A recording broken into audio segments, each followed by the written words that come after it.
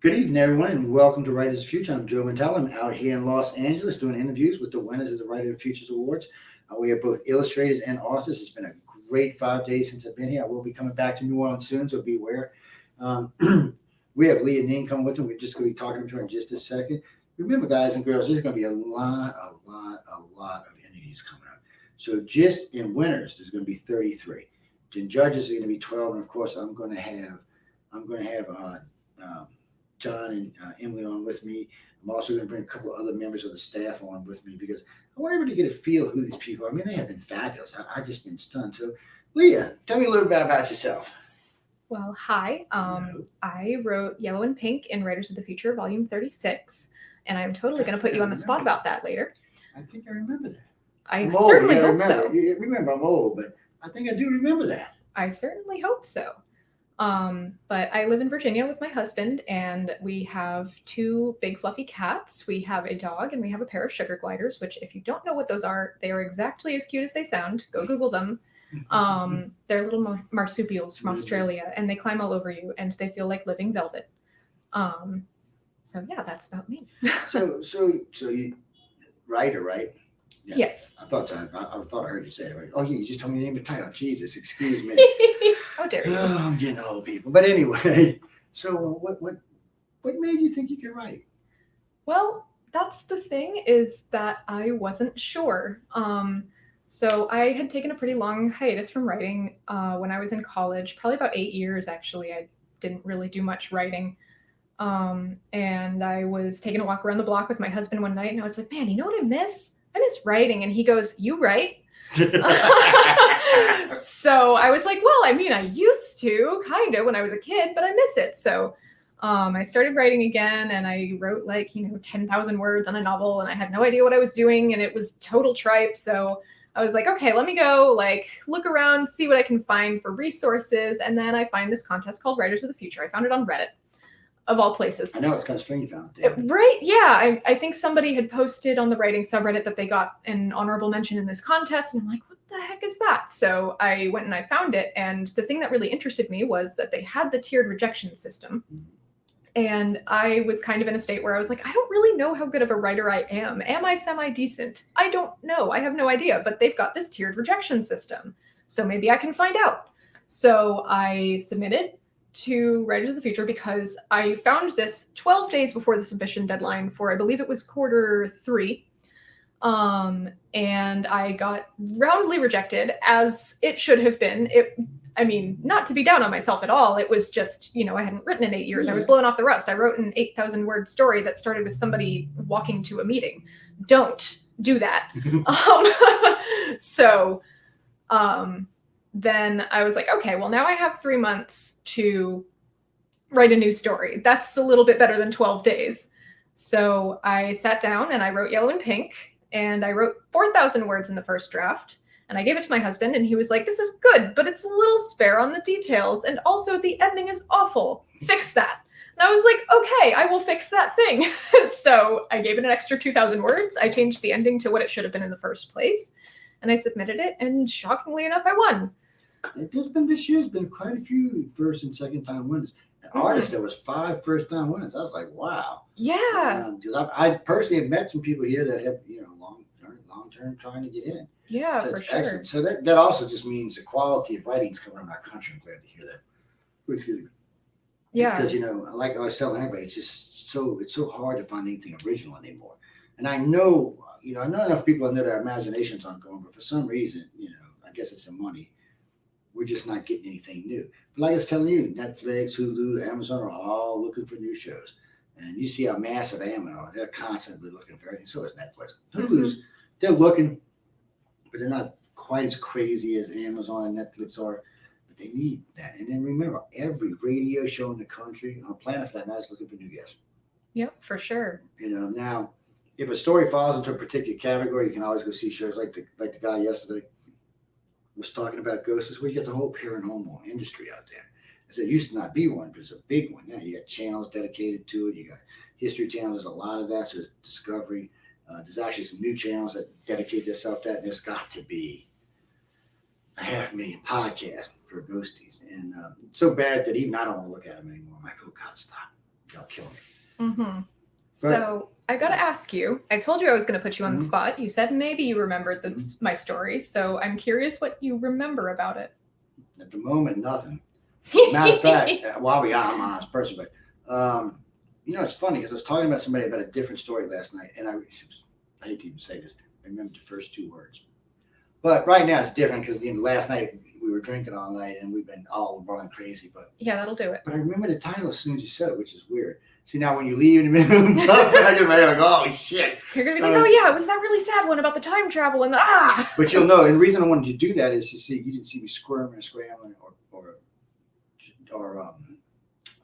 the word I'm looking for, glitching around or anything like that. If you ask a host that and he starts stuttering or he starts squirming, he didn't read the book. Okay, he didn't read the book. Don't. Now you got to be careful because sometimes they might get a little mad at you, but don't waste your time on stuff that's not going to help you out. There's just too much to do. There's too many podcasts to waste your time on somebody's bullshitting. And in the end, it's for you. You want to do it. So you're going to be independent, freelance independent, or you're going to try to get on with a company or? Yeah, so I'm planning at the moment to stay independent, freelance, whatever you want to call it. Indie and freelance, all the same damn thing. So for the moment, I've got a novel in the works that I am getting close to a finished second draft on. So I had one come out in Podcastle recently that's gotten onto the Nebula recommended reading list. And I've got one that should be forthcoming in Cost Mass Infinities. I've got one that will be forthcoming in an anthology called Spirit Machine next year. You got talent, girl. You see, you're on your way. I shouldn't say it like that, but really, figure this is my interview 30 since I've been here. And I've talked to everybody, or authors, and you seem to have a little bit better handle on it than a lot of them do. A lot of them seem to be not quite as confident. Maybe it's because you've got more sales, but I keep telling you, if you don't submit, you can't win. You can't get paid if you don't submit anything.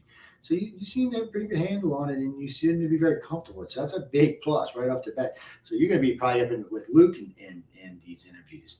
See, I judge interviews by how much you squirm in a chair, how much you stutter when you're talking to me, and how many times you break eye contact with me. Because that's telling me who you are right then and there. You're very confident. Whether you think you are or not, you are. But it's important. Confidence is key in this industry. Because editors will beat the crap out if you let them. And it's your stuff. And if you think it's perfect, don't let them change it. Absolutely. I think it's important as a writer or any kind of artist, really, to understand what your strengths are and what your weaknesses are. It's true. So when I give somebody a critique, if I'm looking at their short story, I also think it's just as important to tell them what they did well as it is to tell them what they did poorly, because if you don't know what you're doing well, you're not going to know to keep doing it. All you're going to see is, oh, well, I wrote a really bad story, so I should just change it totally. No, don't. Tell people what their strengths are, and you should understand what your own strengths are. I know my strengths are probably in the realm of emotional resonance and openings.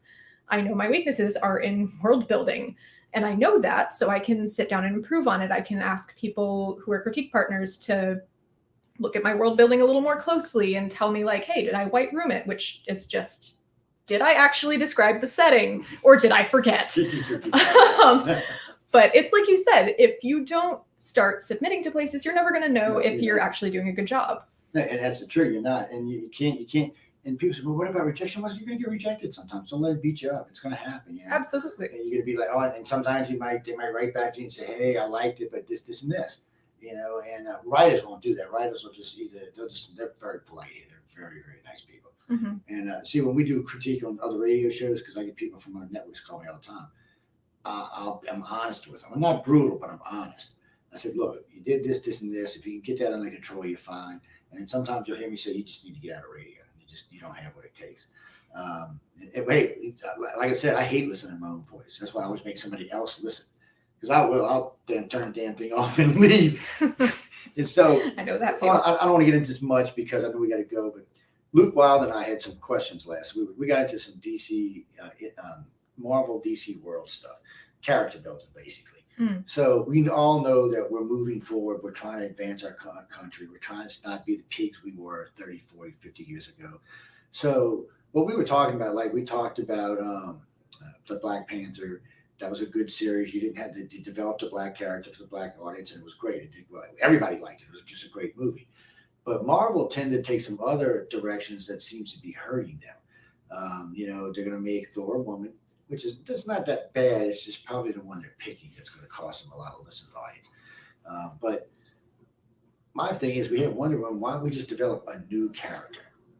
Build a new character that, especially for young kids, they're coming along, they can see something that they can actually identify with instead of these characters that have been around for 50, 60, 70 years.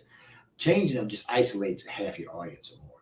You're going to just piss your audience off. And Marvel learned that in their last movie. It was a bomb. It wasn't a success. DC just learned that in one of their series. But DC also has Legends, DC's Legends.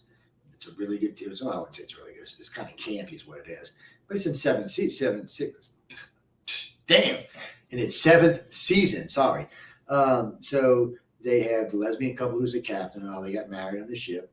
They have the black guy who does this. They have the evil guy. They have several different characters that are in different genres, and it's success. So it can be done without having to attack old characters. So character building for a lot of people is going to be key. What do you think about character building? Is it something you want to get into, or Character building. So, I mean, I know you have to do some when you're writing a novel, but I mean hardcore character building, I guess is what I should say. So I think it's really depending on what you want to do. So character is just one aspect of storytelling, right? So, I mean, a lot of the time, so let's take Pirates of the Caribbean for an example, because it's the first thing that comes to mind.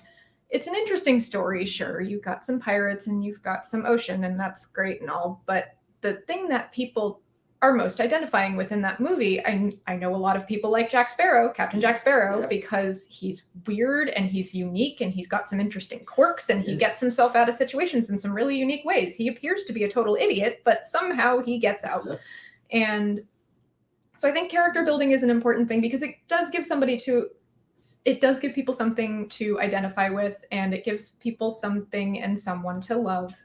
And but I think also that I wouldn't call gender or race bending a character really attacking a character so much as a misguided attempt at representation. I agree with you. I don't think it's attacking. I think it is a misguided way, but I think they're saying, okay, we'll turn Superman bi or Galaxy Back from Galaxy Quest bi or pansexual. I'm sorry, because that's what they were saying, pansexual. But anyway, and we're going to be fine with it. Well, already both of them are getting flack on it. Because they're like, well, why don't you just bring in another thing? All of a sudden, after 3 movies, he decides he's going to be pansexual? Well, maybe, but why didn't you portray it in the first 3 movies? So that just makes you look stupid. And the same thing with Superman. Superman's going to be a hard one to make bi. A lot of Americans are just going to have a hard time with it. I don't personally know why, because I don't personally think it's that big of a deal. But I do understand their point of view. Why can't you just make a new character? Maybe someone else that came from Krypton. Maybe a brother, maybe an uncle, maybe somebody else has survived. There's lots of ways to build characters to do what you want to do with them. And if you develop it from ground up, from bringing them all the way up, just like you did with Superman, you're going to have a great character that may last just as long as these other ones do. But if you try changing them too much, you're going to damage the character, you're going to damage your audience, and you're going to find yourself in a position that's going to be hard to get out of. So I personally don't have a big deal with it. I would just like to see them if they're going to do stuff like this. Okay, if you're going to sell me this, you better give me a damn good movie. So I'm saying, I want to see a good movie. And personally, in movies like that, I don't even know why we're talking about sex anyway. Let's be honest about it. I mean, it's Marvel. It's DC. I mean, they're supposed to be novels. I mean, not novels. It's supposed to be comic books. It's not something that really needs to be incorporated into a comic book. It should be more, I'm going to say this politely, gender neutral. It shouldn't be something that you have to worry about in any way or life. It's not something that you don't put Superman's sexuality in the front of him in any movie. It's not what we're watching him for. We're watching him because he's the Man of Steel. We don't really care about his sexual gender. Now they want you to care about his sexual gender. That's going to be a hard thing to pull off. So I'm just build characters. I don't understand why you're scared to make a new character. I just don't make any sense to me. And I'm not even talking about gender neutral. I'm just new characters in general. I haven't seen a new comic book character in I can't even remember. Well, I mean, I think the thing to remember with Superman and Superman's sexual orientation is that we've always known Superman is straight because he likes Lois Lane, right? Yeah. So perfect. I think that it's not so much that we're being asked to focus on a new sexual orientation as that, well, I mean, we've always known what it is. And so, I mean, as far as I'm aware, Superman's sexual orientation has not changed. It's his son who was made to be bisexual. That's good. However, I don't think that making somebody not straight isn't focusing on their sexual orientation. It's just that they so happen to not be straight. And that's fine. That's fine. That's fine. That can be part of their story too. And I think that's perfectly okay, to be totally honest with By the you. way, you did really well with that. You really did. Sorry, guys, y'all heard me say that, but when I was talking with Luke, I only brought it up with you because you're really, really comfortable, and I wanted to see where I would stretch you to. You're going to be a great interview in the future, by the way. Why, thank you. So anyway, plans? Plans. Continue submitting short stories. I'd like to try to get some more publications out there, obviously. Try to build up some credits before I start querying this novel, and hopefully that Nebula recommended reading list will go somewhere. I'm not going to hope too hard because hope hurts, but that's a damn good statement too. Because man, you put too much in your hope, you can find yourself on the floor. I was going to say, oh shit, I forgot what I was going to tell you now. Must have been a lie. No, it's called brain dead is what they call it. Anyway, you really did good with this interview. I want to be honest. I want the audience to hear. I'm looking forward to doing a full interview with you. I might even bring you and Luke on one time. This was a good conversation that needs to be had, not so much for you and I and him, but for the industry, so they can see how people feel. We have 3 different age groups there, and people need to see, yeah, mostly we agree. Think about what you're doing, and if you're going to build characters like this, give them good roles and give them good characterizations, so we can get behind the character and say, yeah, do your thing, man. Get out there and kick some ass. Go Krypton, blow something up, throw the evil guy in the water. Whatever it takes. I'm really looking forward to this in the future. I really think you got a good chance of making it big. You're very, very comfortable with this. And again, like you heard me say earlier in the lecture, don't let people beat you down. You know your worth. Screw them. If they don't want to give you what you want, or they want to tell you what you want, and if you get into a hostile interview, hang the phone up, turn the camera off, walk the hell out. There's no reason to let yourself be treated bad. There's just no reason for it. I watch a lot of people squirm and worm trying to stay there, even though they know they're losing the interview for whatever reason. They're trying to work their way through. It's not worth it. It really isn't, because in the end, the host is going to be like, when they let you go, they're just going to talk all kind of shit about you.